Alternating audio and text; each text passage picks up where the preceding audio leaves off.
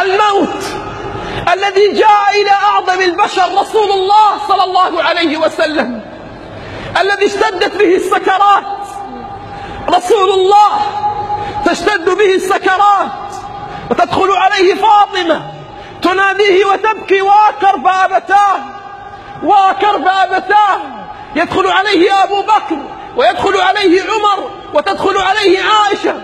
كل من دخل عليه بكاه، كل من دخل على رسول الله صلى الله عليه وسلم يومها بكاه، إلا أنه في ظل هذه السكرات، في ظل هذا الموقف، ينظر إلى الناس: الصلاة الصلاة، الصلاة الصلاة، وما ملكت أيمانكم يا تارك الصلاة.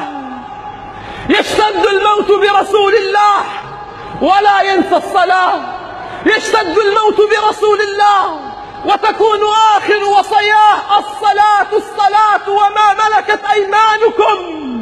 قل لي بربك، إذا ما وقفت أمام الله وأنت تارك للصلاة، وأنت مضيع للصلوات، وأنت تهجر بيت الله، وأنت تؤجل وتفوت الصلوات، ماذا تقول لله والذي ما زال يوصيك بالصلاة؟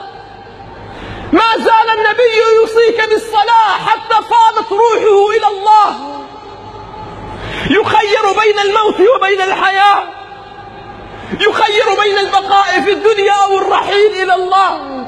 يقول: يا جبريل لا، يا جبريل لا، بل الرفيق الأعلى، بل الرفيق الأعلى، بل الرفيق الأعلى.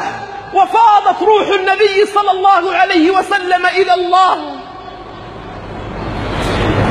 ثم لما جاء الموت إلى عمر، لما طعنه ذلك المجوسي وأخذ عمر إلى البيت وأصابته غيبوبة، فلما أفاق منها، اسمع يا عبد الله، لما أفاق عمر من غيبوبته والدماء على جسده ويلفظ أنفاسه الأخيرة، قال: أصل الناس،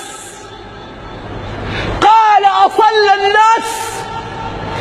في مثل هذا الموقف تسأل عن الصلاة يا عمر، لأن العهد الذي بيننا وبينهم الصلاة، فمن تركها فقد كفر. أصل الناس؟ قالوا: نعم. قالوا: نعم يا عمر. قال: لا إسلام لمن ترك الصلاة. حتى عند الموت